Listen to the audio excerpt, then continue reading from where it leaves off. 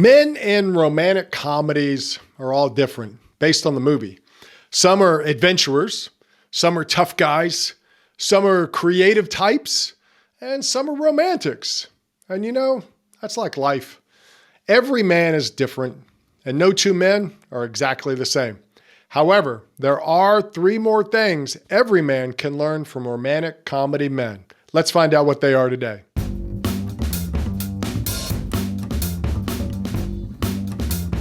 Welcome to the Confident Man Podcast, empowering men with the confidence they need to live their adventure. Now, here is your host, David Maxwell. Hey guys, welcome to the Confident Man Podcast. I'm so glad that you joined me here today in our journey to live our adventure as men. It's what we want to do. I want to empower you. And today we're talking about three more things that we can learn from romantic comedy men.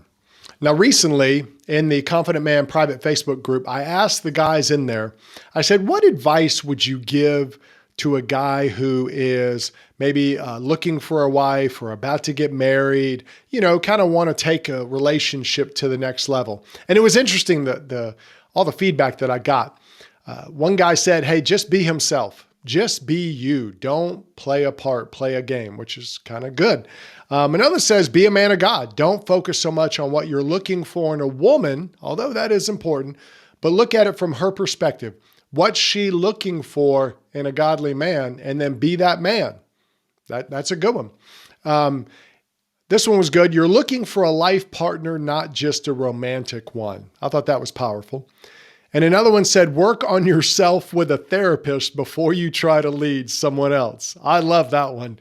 He just got right to it. You need help. But I thought it was good. And then the last one said, have a healthy me before you have a healthy we. And I think that's all some great feedback. These are all guys who are married and have, kind of learned some from life. And one of those things that if you go back, what would you say to yourself? And that's really what it's all about. And that's kind of what we want to do with this series. We want to learn and walk through things we can learn from romantic comedy men. Everybody has seen romantic comedies. You may say to yourself, David, I hate romantic comedies. Well, you wouldn't be alone. A lot of guys don't like them. They hate them. Many husbands watch them with their wives, not because they necessarily want to. They're just kind of hoping it sets the mood for other things later. I'm not going to even talk about that or go there today. But whatever your motivation is, the rom-com has been a presence for as long as we've had movies. We've always had romantic comedies. And through the romantic side and through the comedy side, men can learn a lot. We can learn from the romantic comedy. I'm not saying you have to become a fan of them, but I am saying that we can learn from them. And the good thing is you don't have to watch them all to learn. We're gonna give you everything you need to know today for the second part of it, which is what do we need to learn from romantic comedy men? And this week, we're going to talk about three different areas. We're going to talk about how you need to have a sense of humor. Very important. We're going to talk about how you don't want to play parts. And then the third one is you want to take risk.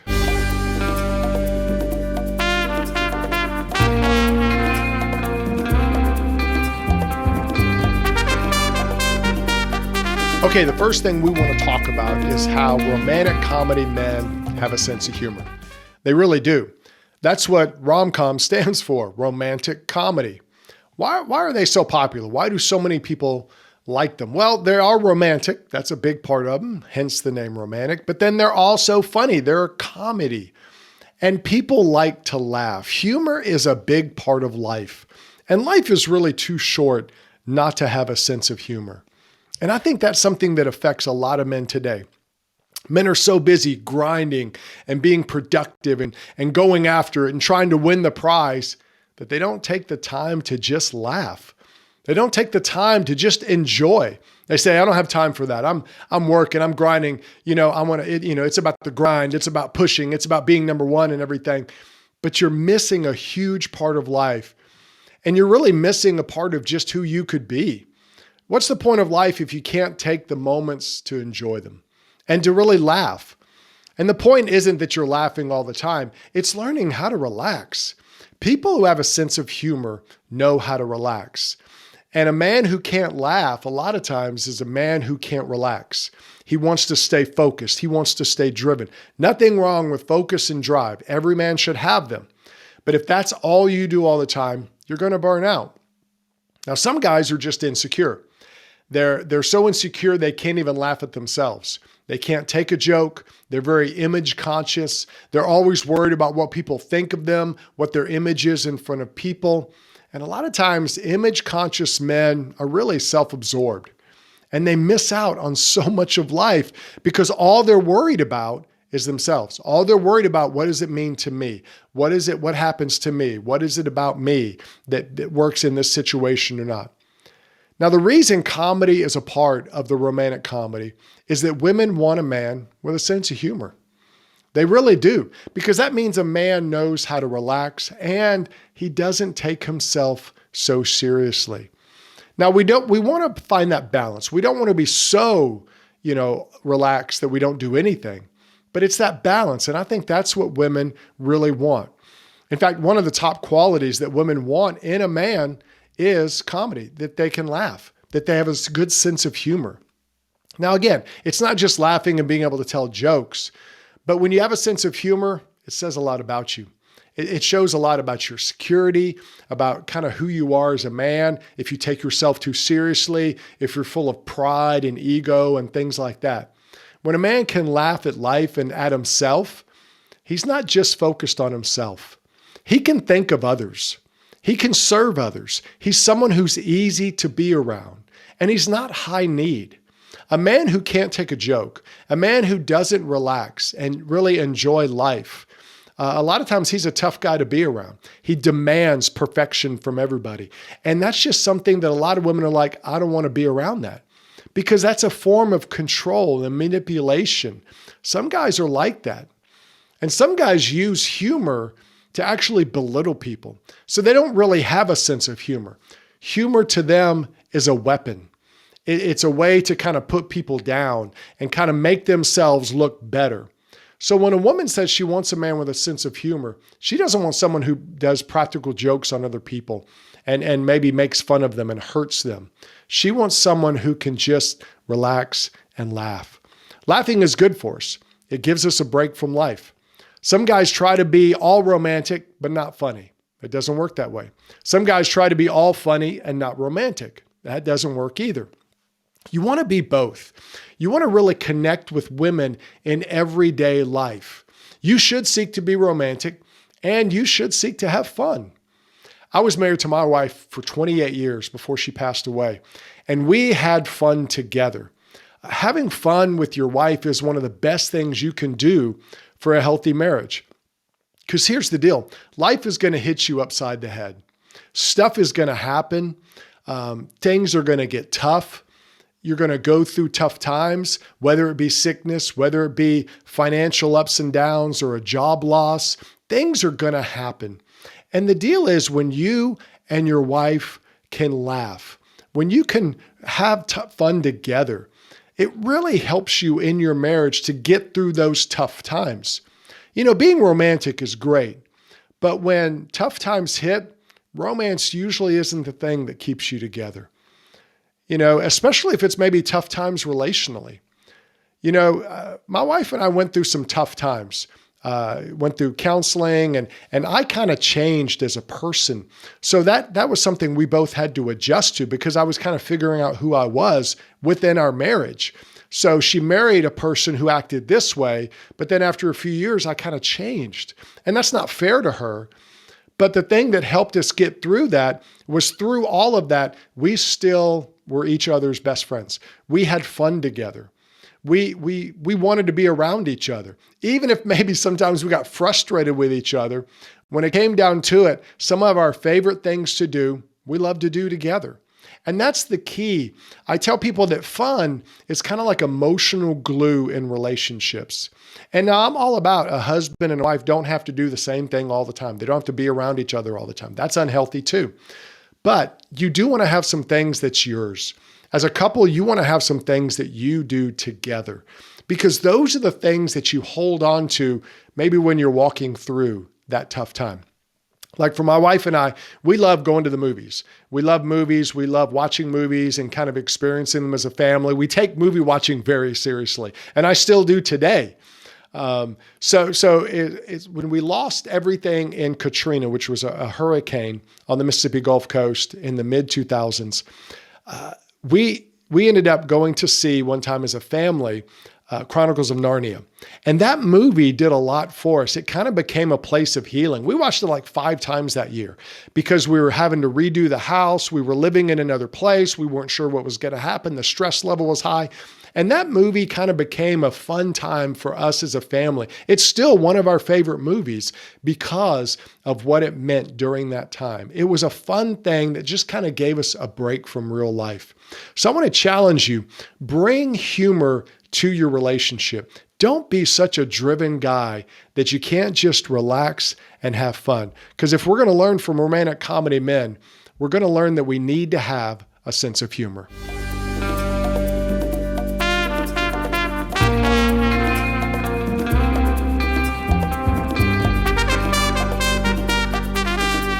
All right, the second thing we can learn from romantic comedy men is to not play parts. Romantic comedy men don't play parts. And even if they do, it's not for long. The whole point of a romantic comedy is usually about the people in the movie or the TV show or whatever figuring themselves out and realizing that they like the other person. Usually one or both of them are in denial, or there's a situation that's blocking them from liking each other. But as they go on that journey of discovery, they discover themselves, they discover more about themselves. And the cool part of that is that's really real life. A lot of us are really on a journey. And to me, that's the point of being a man. We're never going to arrive. We're always on the journey. That's what I call the adventure. That's the exciting part of being a man, is you can always grow and learn and develop yourself. And that's the awesome part of being a man. And that's something we want to learn from the romantic comedy, is to never stop doing that. As men, we're on that journey of discovery. We're on that adventure of finding out who we are. Maturity in a man is when he gets a better understanding of himself. Maturity has nothing to do with age, as much as it has to do with a man understanding himself. I know a lot of guys my age who still act like high schoolers. They still act like they're, going out on a Friday night and stuff like that. And it's like, come on, really? Maturity is when you understand yourself a whole lot better. What we're lacking in society today in many men is because they're not mature. They're not going on that journey. They've kind of gotten stuck. You see, and this is the inner exploration that too many men don't do. They don't go on that inward journey. They don't explore themselves. And I'm not talking about being weird and, lighting incense and a candle and staring at your belly button. Okay, that's weird. Don't do that. I'm talking about the discovery of who you really are, what you're really all about. We discover that reality. And that's a powerful thing for men. And a lot of men don't like this because they think they don't have time. I don't have time for that, Dave. I'm too busy working. I'm too busy doing. But a lot of times our work and our doing is a way to compensate for the fact that we don't know who we are. So what we do is we fulfill these roles. I'm a worker. I'm a provider. I'm a this. I'm a that. And that role becomes our identity. And that's a very dangerous place to be because that role then controls you. You don't control it. And a lot of guys think that it doesn't matter. But what you do is important, but it ultimately comes down to who are you? Because a lot of people do a lot of things, but when they don't know who they are, they're easily influenced, or they can make some decisions that later they're like, where did that come from?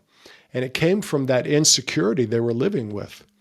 You see, you can fake it for a while as a man. You really can. You can put on that fake mask of, I'm going to be this man. But being fake takes a lot of work, and it's impossible to do all the time.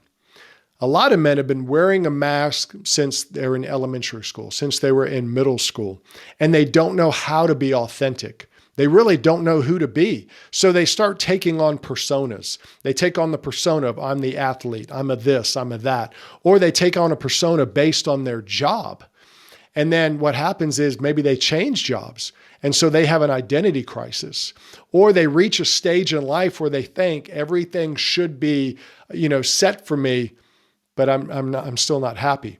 That's where a lot of men do have that midlife crisis or those crises in their life. It has nothing to do with their position as much as it has to do with them realizing I've never gone on this inward journey.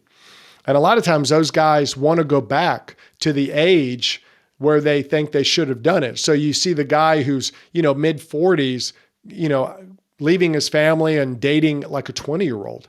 And what's happening is he's emotionally going back to kind of where he stopped growing. And so what we want to do is develop who we are as a person. That's why dating apps have a problem today, because everyone on a dating app has a persona, or at least a lot of guys do. I don't know. I'm not on a dating app. But everything I've heard and seen about dating apps is everybody's presenting this persona of themselves. And a persona is not authentic. It's not real. That's why so many people, when they meet someone on a dating app, then they meet them in real life and they're like, wait, you're not the same. What is this? And what's happening is what they're seeing is the mask. But then if they get to know the person, that person may not be who they present, or that person may not really know who they are. See, what you want to do as a man is just work on being you. Know your strengths, know your weaknesses, be yourself, and be okay with that. Now, that doesn't mean you stop growing. You're still growing, but you want to know yourself. Authentic men are the ones who can genuinely grow and genuinely change. That's a man who's authentic. He's willing to say, I don't know how to do that. I'm going to learn. Or, hey, can you teach me something? Men who are playing parts, they waste all their energy pretending. They pretend they know everything. They pretend they're perfect, or they act like they're smarter than everybody else, or they act like they're tougher or stronger or have more money and things like that. And all they're doing is wasting their energy on playing a part, wearing that mask. And what you want to do as a man is you want to not play a part. You want to go on the journey of discovering yourself. Use that energy in your life to find out who you really are, who you're designed to be. And as a man, that's going to give you your best life.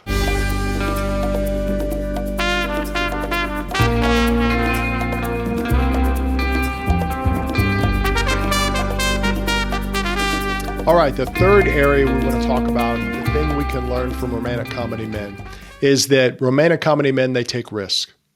They do. They take risks, and I think every romantic comedy movie has this, that scene at the end of the movie where maybe the guy realizes, I really love her. And he goes and he takes a risk going after the girl. He does something. One of my favorite scenes, one of the movies that was my wife and I's favorite was the Pride and Prejudice version, I think 2005. And at the end of the movie, the guy walks across the field, and of course the sun is rising, the music is playing, and he's got this long trench coat, which long coats are just cool on guys. I need to get one of those. But he's walking across the field, and the music is playing, and it's where he puts it out there. He's like, hey, listen, I love you, but if you don't love me, just tell me, and I'll never talk about it again. And what's cool about that, well, the fact that I wish that was in real life, that we had people playing music behind us and all that other stuff. But he took a chance. He took a chance. And when he takes a chance, things happen. He goes and he gets the girl because he takes a risk. And I think for a lot of us as men today, we're afraid to take risk. We like it in the movie. In the movie, we see the guy take a risk. We see the guy, and of course the girl responds and the music plays and everybody's happy. But here's the reality of risk. They're risky. They really are. They're not something we're used to. There's no guarantee that you won't fail or get shot down when you take a risk. And I don't know about you, but when I've taken a risk and gotten shot down, it hurts. When you take a risk and step out and want to talk to a girl and she kind of gives you that, hey, we're good buddies or whatever. That's a punch to the gut.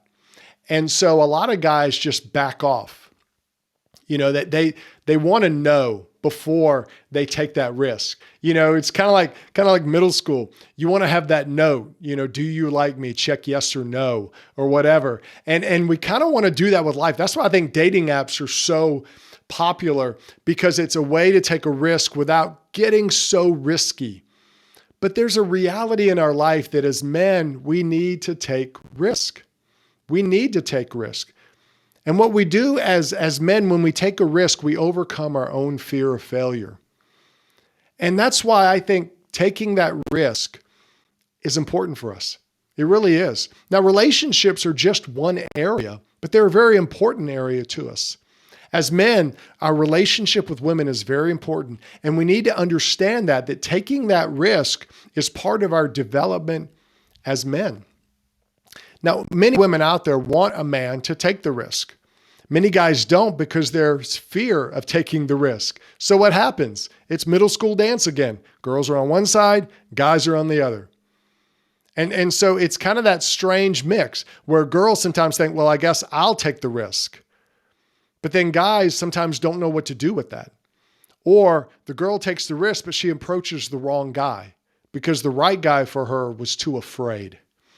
And so that's the thing with men. Relationships are kind of a microcosm of our life. And if we're not willing to take a risk in our relationship, I think that bleeds over into other areas of our life where we don't take risk.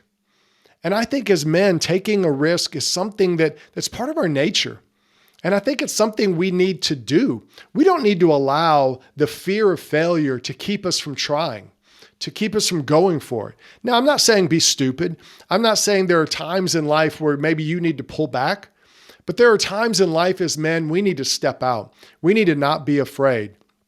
It's taking a chance, maybe starting a business or taking a new job in a new location or anything like that. But as men, there's that risk thing that we need. We need to take risks because I think it makes us develop as men. Now, again, don't be stupid. Don't, sell everything and go live on a houseboat, over in, I don't know, Taiwan or somewhere. What I'm talking about is really just figuring out, well, as you think about who you are, what you want, sometimes there's a risk in that. Just like relationships. You may say, well, there's nothing for me to risk in my relationship. I'm already married. No, there is. There's a lot to risk in that. Because if you want to do the work of building an intimate relationship with your wife, a real intimate where you know each other well, that's risky. And a lot of guys don't do it. They kind of stay in the back part and they just work on the provision factor. I'm going to provide for everybody. I'm going to make sure everything's taken care of. That's my role. And it is your role. But that doesn't mean you can't have an intimate relationship with your wife. And I'm not just talking about physical intimacy. That's the easy part of the relationship. Emotional intimacy is the hard part, and that's why so few men do it. Because that means being vulnerable and real with your wife. And for a lot of men, that puts them in a place where they feel like they're giving up control, and they don't like that. But it also means you don't trust her. And if you don't trust her with your own feelings, you're always going to be holding a little bit of yourself back from her. And women are going to pick up on that. They're going to pick up that you're holding back, that you're not being real and authentic. And a lot of men think, well, I should have it all together. I should show my wife a strong front. And there are times you're going to need to be the strong one. And I'm not against that, but I'm saying there are times you're going to need to go to her and say, I don't know what to do. I need help or whatever. That's risky. And a lot of men in marriage don't do that. And so what they're doing is they're missing a deeper level of intimacy with their wife. And a lot of times the wives kind of get used to it, so they don't expect it. So then if a man does start to do it, they kind of think, oh no, what's he doing? Is he trying to manipulate me? Is he trying to control me? And so that sets off all kinds of other problems. But we have to understand that risk always has a positive and a negative side. Some risks are going to work out in your favor. Some risks aren't. The key is that we're trying. The key is that we're going for it.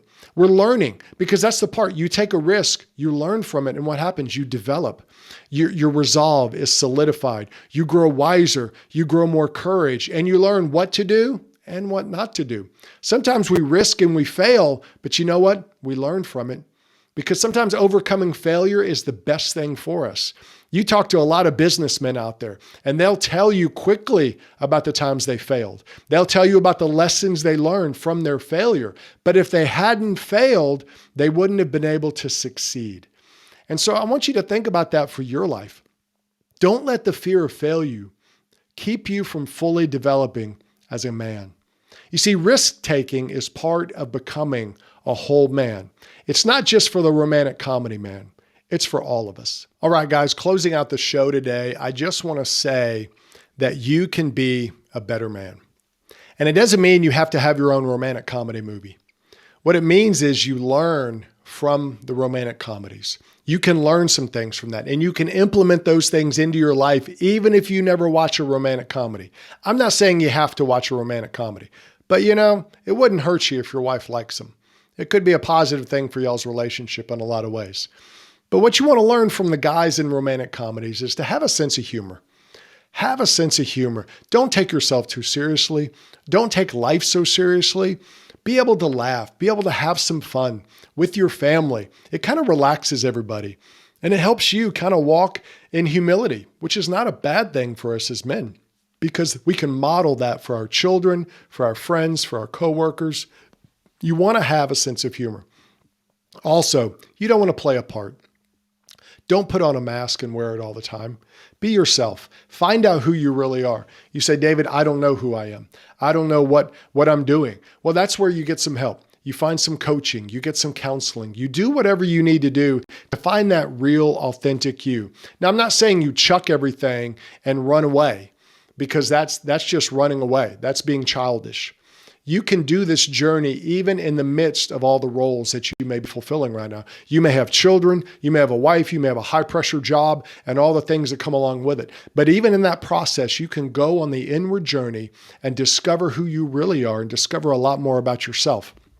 Because you're wasting a lot of energy right now playing a part. If you're not being real, you're wasting energy playing a part. And that's energy you could be using as a man to succeed. And the last thing is take risk. You're going to have to take risk. Don't be afraid to take risk. If you're a single guy out there and you're saying, I'm trying to find the right woman, you're going to have to take some risk. Don't wait till everything is perfect. I'm not saying you're not going to get shot down sometimes, but if you never take a risk, you won't develop as a man, and you may not succeed the way you thought you could, and you may start accepting a lesser part of your life and everything. I want you to be a whole man. I want you to be a strong man, and I want you to live your adventure. So take some time this week to learn from romantic comedy men. We'll see you guys next week. You've been listening to the Confident Man Podcast. Click subscribe so you don't miss a future episode. You can connect with David on Facebook and Instagram at David the Maxwell. Find resources to help you as a man at theconfidentman.me. That's theconfidentman.me.